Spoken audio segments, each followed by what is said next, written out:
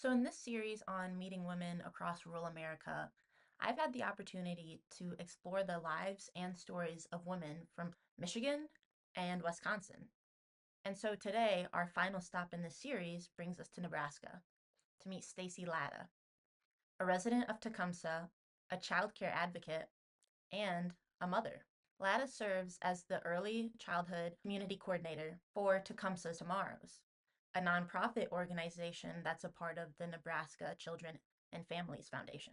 I had the privilege to sit down with Lada and learn about her experiences as a parent in rural Nebraska, particularly the challenges surrounding childcare and its profound impact on local families.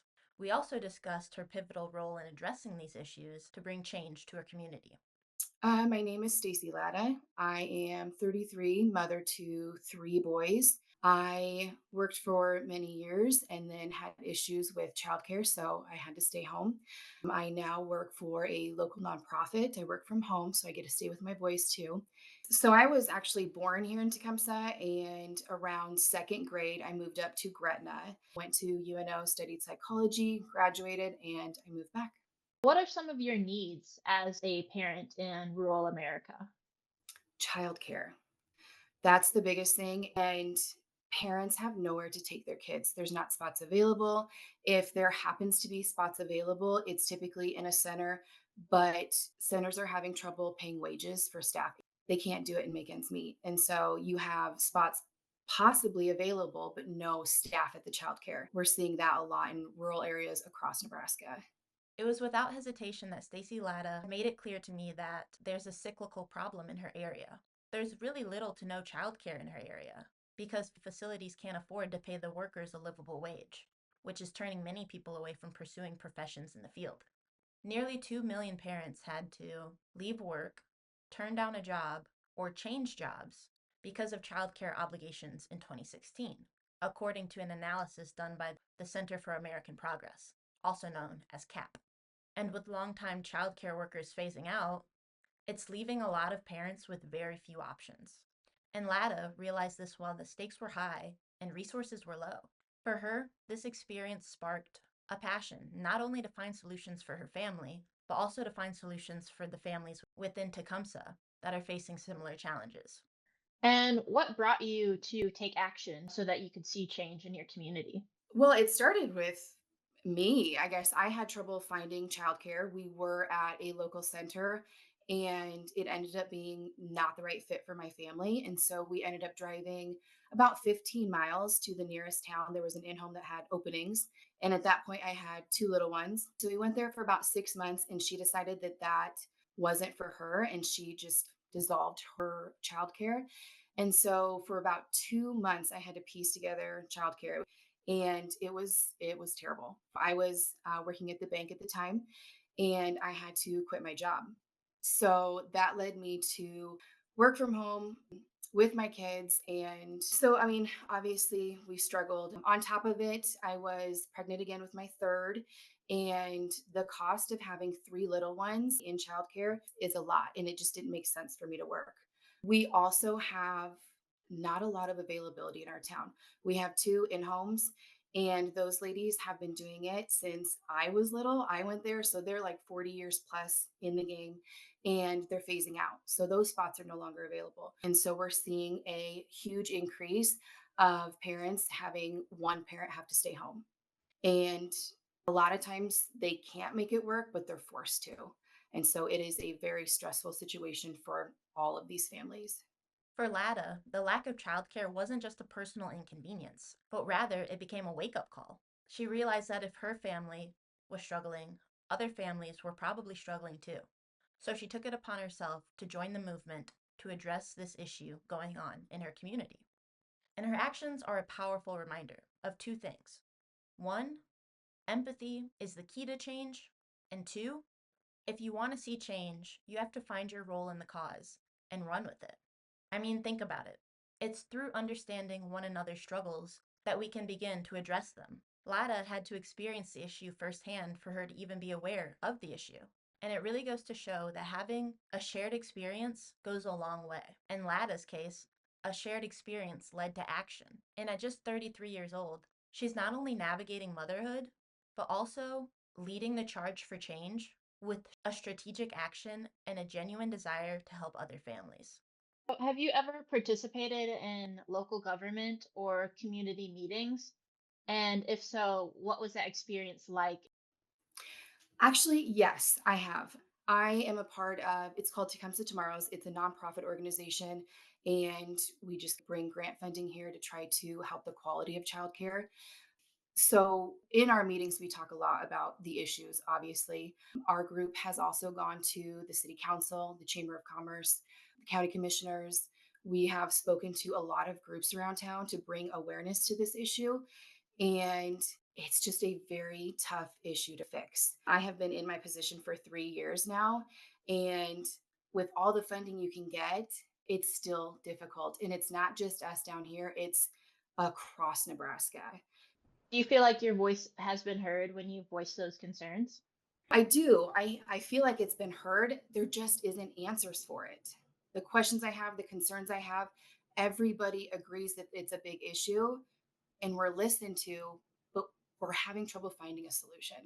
And a lot of it deals with not having the funding. Lada was determined to create change in her community.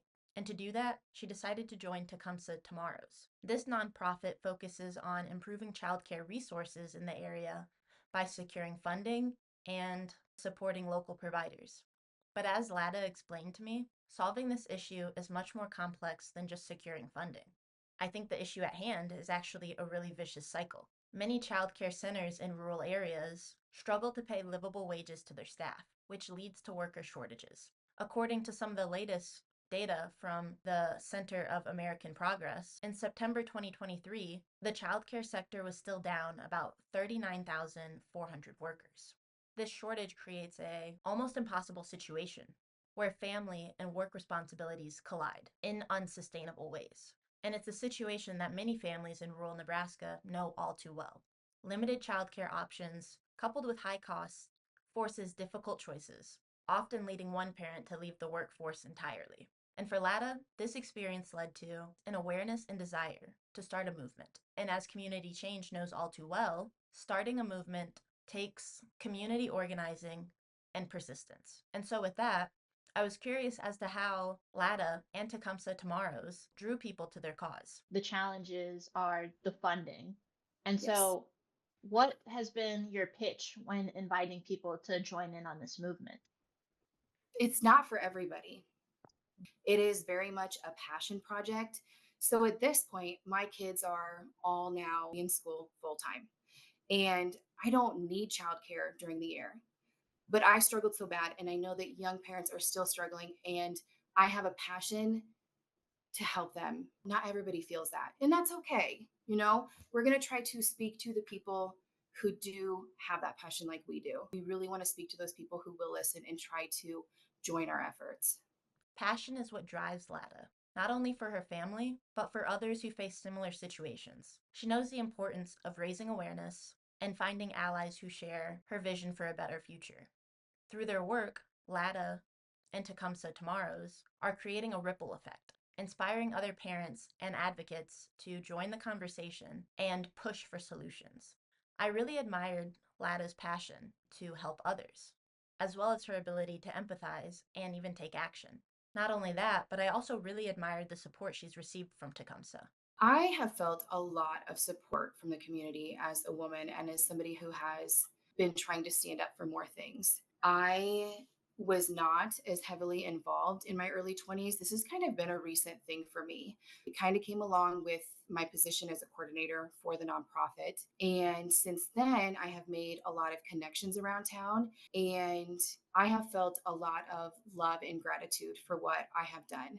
And so I've also have been asked to join other organizations and ask my opinion on other things going around town. It was good to see that Lada's work hasn't gone unnoticed.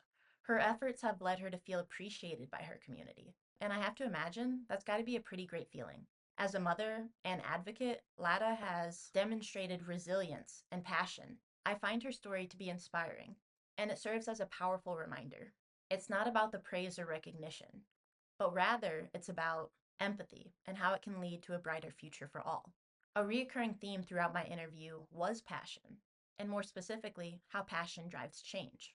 I found her passion for the cause to be more and more evident when she began speaking to me about what keeps her going.